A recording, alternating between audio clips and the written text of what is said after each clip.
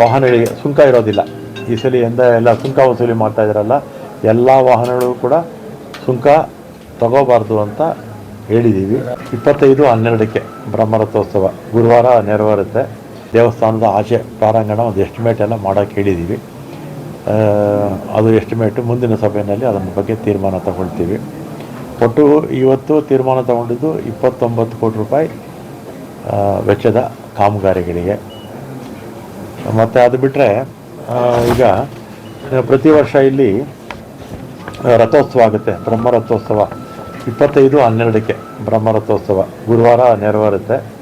ಮತ್ತು ಈ ವಿಶೇಷವಾಗಿ ಈ ಸಲ ಹೂವಿನ ಅಲಂಕಾರ ಮತ್ತು ದೀಪ ಅಲಂಕಾರ ವ್ಯವಸ್ಥೆ ಕಲ್ಪಿಸೋದಕ್ಕೆ ನಮ್ಮ ಉಸ್ತುವಾರಿ ಸಚಿವರು ಡೈರೆಕ್ಷನ್ಸ್ ಕೊಟ್ಟಿದ್ದಾರೆ.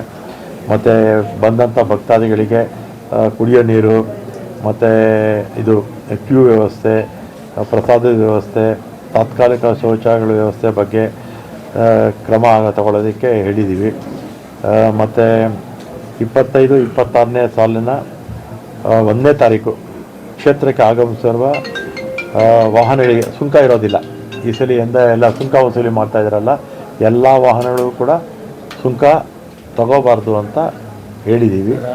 ಆಮೇಲೆ ಇದು ನಮ್ಮ ಮುನಿಯಪ್ಪನವರು CEO ಹತ್ರ ಮಾತಾಡಿ ಒಂದು ಡೈರೆಕ್ಷನ್ಸು ಕೂಡ ಕೊಡ್ತಾರೆ, ಇದು ಸುಂಕ ವಸೂಲಿ ಬೇಡ ಅಂತ. ಮತ್ತು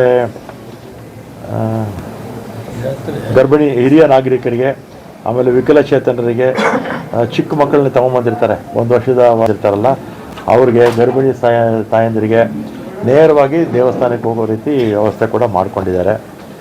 ಈ ವರ್ಷದ ಇದು ರಾಸುಗಳ ಜಾತ್ರೆ 10ರಿಂದ 18ನೇ ತಾರೀಕು ಲಾಸ್ಟು.